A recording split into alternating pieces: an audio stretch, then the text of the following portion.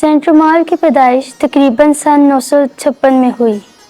فضیلت اور تقدس کی لامحدود خواہش کے باوجود ان کی ابتدائی زندگی دنیا کی خدمت اور اس کی لذتوں میں ضائع ہو گئی۔ آپ نے ایک ایسے ماحول میں زندگی گزاری جہاں پر خود پرستی ایک مکمل زندگی تھی اور مذہبی عقیدت کے طریقے بہت کم سکھائے جاتے تھے۔ اس ماحول میں پلتے ہوئے آپ اپنے اندر خالی پن محسوس کرتے تھے، جس کی وجہ سے آپ خانقاہی زندگی کی سادگی کی طرف کھینچے جاتے تھے۔ جب آپ 20 برس کے تھے تو آپ نے اپنے والد سر جیمز کو جائیداد کے تنازع میں ایک رشتہ دار کو قتل کرتے ہوئے دیکھ لیا۔ آپ خوف زدہ ہو گئے اور بھاگ کر روینہ کے قریب ایک خانقاہ میں چلے گئے۔ یہاں آپ نے اپنے والد کے لیے 40 دن ریاضت کی۔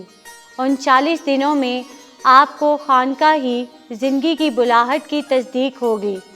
یہاں پر آپ کے راہبوں سے کچھ اختلاف پر آپ کو خانقاہ چھوڑنی پڑی اور آپ روینہ سے وینس چلے گئے، جہاں آپ مقدس میرینس کے شاگرد بن گئے، جو کہ ایک ہرمٹ کی زندگی گزارتے تھے۔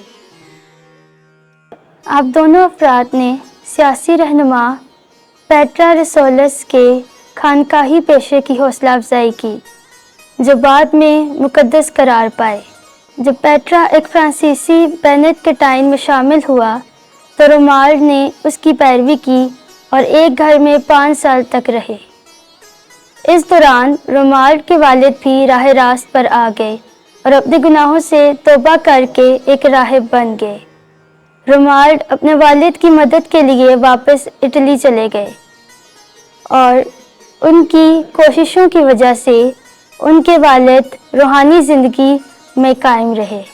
اس کے بعد آپ نے 30 سال اٹلی کے گرد گھومتے ہوئے گزارے اور سن 1012 تک 100 سے زائد عبادت خانے اور خانقاہوں کی بنیاد رکھی۔ اس کے علاوہ آپ خانقاہوں کی اصلاح کرنے میں بھی پیش رہے۔ آپ مسیح کی خاطر اپنی جان دینے تک کی خواہش رکھتے تھے۔ آپ نے دوسرے مقدسوں اور راہبوں کی طرح شیطانوں اور انسانوں کے حملوں کے خلاف بھرپور جنگ لڑی ہے۔ آپ پر روحانی زندگی کے آغاز پر ہی بے شمار فتنوں کا سخت حملہ ہوا، جس پر آپ نے احتیاط اور دعا سے فتح حاصل کی۔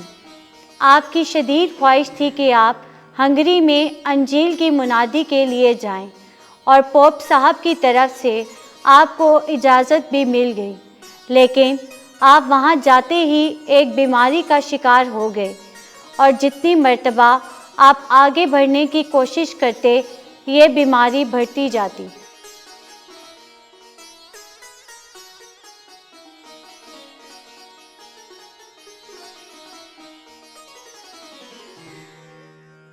آپ کی زندگی کے ایک اور دور میں آپ کو ایک بڑا تجربہ ہوا۔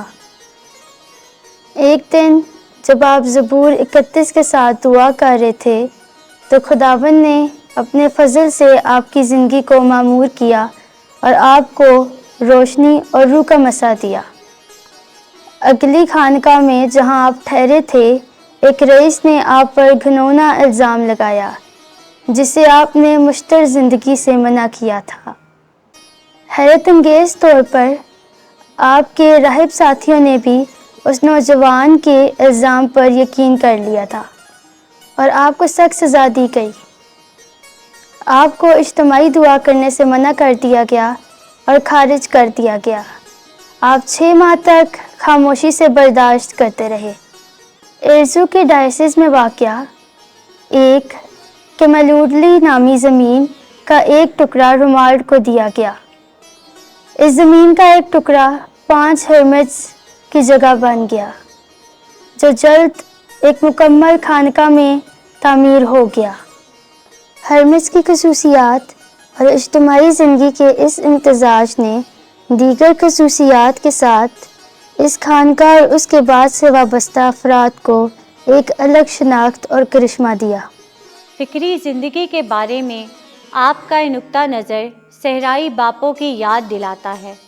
इस नुक्ता को इस तहरीर में देखा जा सकता है, जिसे मुख्तसर असूल कहा जाता है, और ये इस तरह पढ़ा जाता है। जन्नत की तरह अपनी कोठरी में बैठो, सारी दुनिया को अपने पीछे लगाकर भूल जाओ। अपने ख्यालात को इस तरह देखो जैसे एक अच्छा मछेरा मछली को देख रहा हो। जिस रास्ते पर आपको चलना चाहिए वो ज़बूर में है, इसे कभी मत छोड़िए। अगर आप अभी खानकाह में आए हैं और आपकी नेक ख्वाहिशात के बावजूद आप जो चाहते हैं वो पूरा नहीं कर सकते, तो अपने दिल में मज़मूर गाने और अपने दिमाग से इन्हें समझने के लिए हर मुमकिन मौका लें। और अगर पढ़ते हुए आपका दिमाग भटक जाए तो हिम्मत ना हारो, जल्दी वापस आओ और अपने जहन को एक बार फिर अल्फाज पर लगाओ। सबसे बढ़कर ये महसूस करें कि आप खुदा की मौजूदगी में हैं और शहंशाह के सामने खड़े होने के रवैये के साथ वहाँ खड़े हैं। अपने आप को बिल्कुल खाली करो और इंतज़ार में बैठो। खुदा के फजल से मुतमईन रहो, इस चूज़े की तरह जो कुछ नहीं चखता और कुछ नहीं खाता सिवाय उसके जो उसकी माँ लाती है।